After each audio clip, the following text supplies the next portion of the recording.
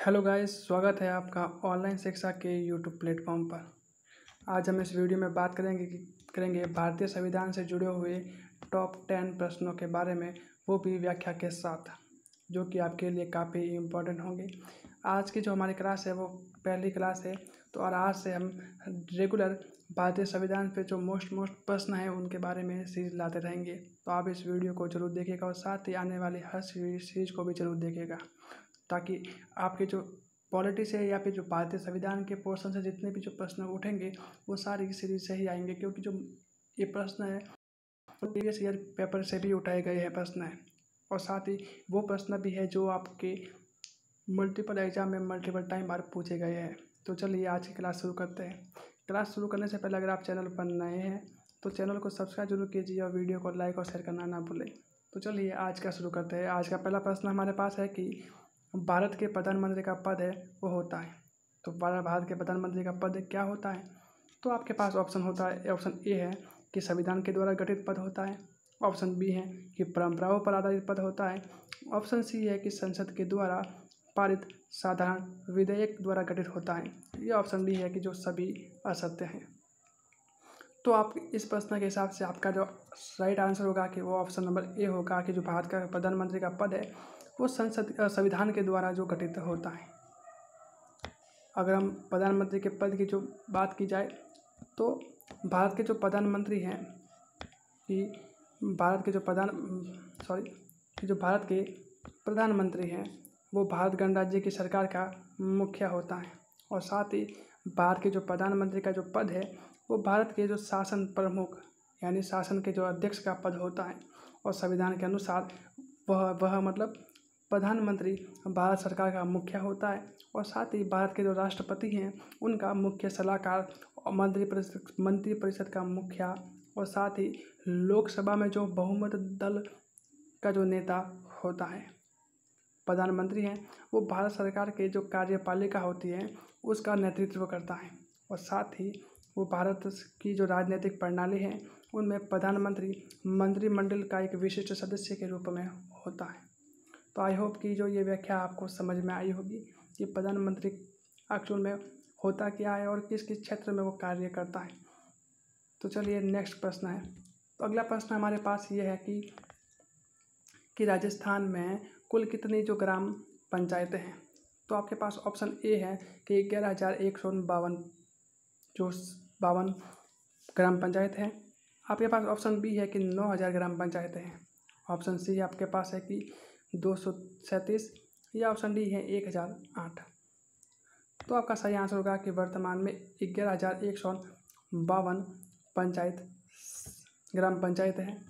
अगर हम टोटल की बात की जाए तो जो वर्तमान में सरकार के द्वारा एक अधिसूचना जारी की गई, जिसमें सभी प्रदेशों में जो पंचायत समिति है और ग्राम पंचायत है उसके बारे में डिटेल दी गई, यानी कि कुल प्रत्येक राज्य में कितने पंचायत समिति है और पंचायत ग्राम पंचायत है। तो राजस्थान में जब रिपोर्ट के अनुसार, तो इस नवीन रिपोर्ट के अनुसार बताया गया कि जो राजस्थान है उसमें कुल 11,152 ग्राम पंचायतें हैं और वर्तमान में 346 ग्राम समितियाँ हैं। अगर इससे हम पहले की बात की जाए तो पहले राजस्थान में 9,888 ग्राम पंचायतें थी और साथ ही 295 ग्राम समितियाँ थी। नेक्स्ट प्रश्न हमारे पास है कि कौन सा जो संविधान संशोधन है वो पंचायती राज व्यवस्था से संबंधित है? आपके पास ऑप्शन ए है कि जो 42वां जो संविधान संशोधन है वो पंचायती राज व्यवस्था से संबंधित है, ऑप्शन बी है कि 62वां, ऑप्शन सी है 72वां, या ऑप्शन डी है 73वां। तो आपका सही आंसर होगा कि ऑप्शन नंबर डी है वो सही आंसर होगा कि जो 73वां संविधान संशोधन है वो पंचायती राज व्यवस्था से संबंधित है।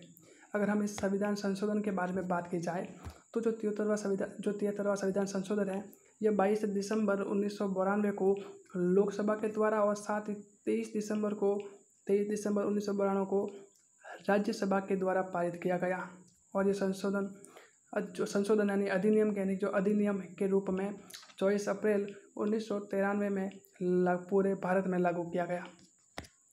अगला प्रश्न हमारे पास है कि निम्न में से जो कौन सा युग्म है वो सम्मिलित नहीं है? तो आपके पास ऑप्शन ए है कि जो महात्मा गांधी असहयोग आंदोलन से जुड़े हुए थे, ऑप्शन बी है कि विनोबा भावे भूटान से है। ऑप्शन सी है कि M.N. राय है वो दल विहीन प्रजातंत्र से संबंधित है। या ऑप्शन डी है कि J.L. नेहरू यानी पंडित जवाहरलाल नेहरू प्रजातांत्रिक समाजवाद से संबंधित है। तो इसमें से कौन सा जो ऑप्शन है वो रॉन्ग है? तो आपका आंसर होगा ऑप्शन नंबर जो सी है वो रॉन्ग है, यानी कि M.N. राय है वो दल विहीन प्रजातांत्रिक जो विहीन है स्वतंत्र से संबंधित नहीं है। अगर हम तो कौन संबंधित है इसके बारे में बात की जाए तो दल विहीन प्रजातंत्र है उसके जो विचारक है वो जयप्रकाश नारायण है। और साथ ही जो M.N. राय है वो का जो मुख्य विचार है वो नवीन मानवतावाद का विचार था। अगला हमारे पास प्रश्न है कि जो हंटर आयोग है, कौन सा आयोग? हंटर आयोग है, उसकी जो नियुक्ति में निम्न में से किसके शासनकाल हंटर आयोग की जो नियुक्ति निम्न में से किसके शासनकाल में हुई थी? तो आपके पास ऑप्शन है कि लॉर्ड रिपन के काल में, ऑप्शन बी है कि लॉर्ड हेस्टिंग के काल में, ऑप्शन सी है कि लॉर्ड डफरिन में, या ऑप्शन डी है कि इनमें से कोई नहीं। तो आपका सही आंसर होगा कि ऑप्शन नंबर ए कि लॉर्ड रिपन के काल में इसकी नियुक्ति हो गई। अब ये जानते हैं कि एक्चुअल में जो हंटर आयोग होता क्या है। तो हंटर आयोग है यानी हंटर शिक्षा आयोग की जो स्थापना है वो ब्रिटिश शासनकाल में लॉर्ड रिपन जो कि जिसका शासनकाल था 1880 से 1884 ईस्वी, उसके द्वारा 1882 में की गई। और चार्ल्स वुड के घोषणा पत्र के द्वारा जो शिक्षा के क्षेत्र में हुई जो प्रगति की जो समीक्षा के लिए सरकार ने जो विलियम विंसन हंटर की अध्यक्षता में इस आयोग की जो नियुक्ति की गई। और साथ ही इस आयोग में जो 8 भारतीय सदस्य थे। और साथ ही इस हंटर शिक्षा आयोग को प्राथमिक शिक्षा और माध्यमिक शिक्षा की जो समीक्षा तक ही सीमित रखा गया था। तो आई होप कि ये हंटर आयोग के बारे में आपको जानकारी समझ में आई होगी। नेक्स्ट प्रश्न हमारे पास है कि मुख्य सचिव का जो मुख्य कार्य क्या होता है? तो आपके पास ऑप्शन ए है कि मंत्रिमंडल के निर्णयों को प्रशासनिक इकाई तक पहुंचाना। आपके पास ऑप्शन बी है कि राज्य प्रशासन में मुख्य मंत्री को परामर्श देना और स्वयं द्वारा जो प्रशासन तंत्र को नेतृत्व प्रदान करना। आपके पास ऑप्शन सी है कि राज्य की जो शासकीय नीतियों के निरूपण में सहायता करना, या ऑप्शन डी है उपरोक्त सभी। तो आपका सही आंसर होगा कि उपरोक्त सभी हैं वो इनके यानी मुख्य सचिव के कार्य होते हैं। अगर हम मुख्य सचिव के बारे में बात करें तो मुख्य सचिव की जो नियुक्ति है वो मुख्यमंत्री के द्वारा की जाती है। और साथ ही जो मुख्य सचिव है उसका कोई निश्चित कार्यकाल नहीं होता है। और सेवानिवृत्त यानी जो रिटायर्ड की जो आयु पूरी करने पर वो मुख्य सचिव के पद से भी सेवानिवृत्त हो सकता है, परंतु उनकी सेवाएं और बढ़ाई भी जा सकती है। यानी जब मुख्य सचिव चाहे तो वो सेवानिवृत्त होने के बाद वो कार्य कर सकता है, और अगर वो चाहे तो वो कार्य से रिटायर भी हो सकता है। यानी वो सिर्फ उनकी मुख्य सचिव खुद की मर्जी पर निर्भर करता है।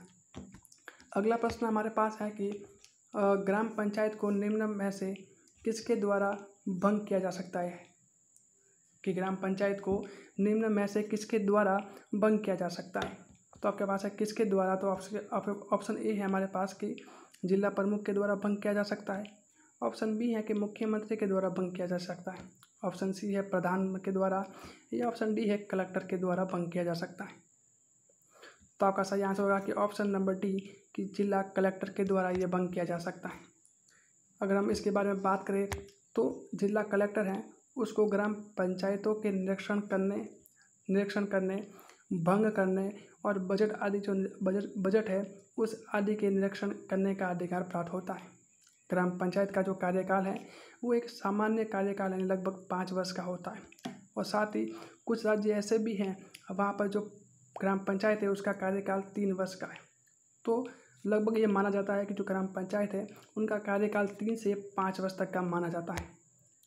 अगला प्रश्न हमारे पास है कि राज्य की जो जैविक संकल्पना निम्न में से किस एक से संबंधित है? तो आपके पास ऑप्शन ए है कि मैकियावली से संबंधित है, ऑप्शन बी है कि अरस्तु से संबंधित है, ऑप्शन सी है कि थॉमस हॉब्स से संबंधित है, या ऑप्शन डी है कि कार्ल मार्क्स से संबंधित है। तो इसका सही आंसर होगा कि ऑप्शन नंबर बी है यानी अरस्तु से संबंधित है। अगर इसके बारे में हम बात करें तो जैविकीय परिकल्पना है उसके अनुसार अरस्तु ने राज्य को एक प्राकृतिक और नैतिक संस्था माना है, जबकि जो मैकियावेली है और हॉब्स और मार्क्स है उसने राज्य के जो मशीनी दृष्टिकोण को अपनाते हुए उसे कृत्रिम संस्था माना और जिसका उद्देश्य भी सीमित रखा। अगला प्रश्न हमारे पास है कि वर्तमान में जो कितने राज्यों में द्विसंसदीय विधायिका हैं। तो आपके पास ऑप्शन ए है कि 5 राज्यों में, ऑप्शन बी है कि 6 राज्यों में, ऑप्शन सी है 7 राज्यों में, या ऑप्शन डी है 8 राज्य में। तो इसका सही आंसर होगा ऑप्शन नंबर सी के वर्तमान में जो 7 राज्य हैं वहाँ पे जो द्विसंसदीय विधायिका है। अगर इसके बारे में अगर बात की जाए तो राज्य की जो विधानमंडल है, राज्यपाल तथा सदन के जो 1 या 2 सदस्य हैं उनसे मिलकर बना होता है। और जिस राज्य में जो विधानमंडल के जो 2 सदन हैं वहाँ जो पहला सदन है वो विधानसभा होता है और दूसरा विधान परिषद होती है। वर्तमान में जो बिहार है, महाराष्ट्र है, उत्तर प्रदेश, कर्नाटक, आंध्र प्रदेश, तेलंगाना, जम्मू कश्मीर, तो एक बिहार है, दूसरा महाराष्ट्र, तीसरा उत्तर प्रदेश, चौथा कर्नाटक, 5वां आंध्र प्रदेश, 6ठा तेलंगाना और 7वां जम्मू कश्मीर में जो द्विसंसदनात्मक विधानमंडल हैं, अर्थात इन 7 राज्यों में विधानसभा के अलावा साथ ही विधान परिषद भी मौजूद है। अगला प्रश्न और अंतिम प्रश्न हमारे पास है कि पंचवर्षीय योजना को अंतिम अनुमोदन कौन देता है, यानी अंतिम में जो फाइनल इसको कौन जारी करेगा। तो आपके पास ऑप्शन ए है कि प्रधानमंत्री जारी करेगा, ऑप्शन बी है वित्त मंत्री, ऑप्शन सी है योजना आयोग, या ऑप्शन डी है राष्ट्रीय विकास परिषद। तो आपका सही आंसर होगा ऑप्शन नंबर डी कि पंचवर्षीय योजना का जो अंतिम अनुमोदन है वो राष्ट्रीय विकास परिषद देता है। अगर हम इसके बारे में बात की जाए तो जो किसी भी जो पंचवर्षीय योजना का जो प्रारूप है वो किसी भी पंचवर्षीय योजना का जो प्रारूप है वो योजना आयोग, जो वर्तमान में इसे हम नीति आयोग कहा जाता है, उसके द्वारा बनाया जाता है। जबकि जो अंतिम रूप में जो राष्ट्रीय विकास परिषद उसकी सिफारिश के आधार पर ही दिया जाता है। तो आज की क्लास हम यही तरह रखते हैं। और अगर आप चैनल पर नए हैं तो चैनल को सब्सक्राइब जरूर कीजिएगा। साथ ही इन प्रश्नों में आपको किसी भी प्रकार का डाउट है और साथ ही अगर आप ये क्लास आपको कैसे लगी इसके बारे में आप कमेंट सेक्शन में ज़रूर बताइए। वीडियो को ज़्यादा से ज़्यादा लाइक और शेयर कीजिए और चैनल पर नए हैं तो चैनल को सब्सक्राइब जरूर कीजिएगा। और साथ ही हमने एक लुसेंट जीके की जो भी टॉप 1000 प्रश्नों की जो सीरीज़ शुरू की थी उसके 2 पार्ट हो चुके हैं, तो आप उसको भी जाकर जरूर देखिएगा। और इसमें से और दूसरे में उसमें भी हम टॉप प्रश्न लेके आए हैं जो कि आपकी जो प्रीवियस ईयर प्रश्नों या पेपरों में से उठाए गए हैं। धन्यवाद।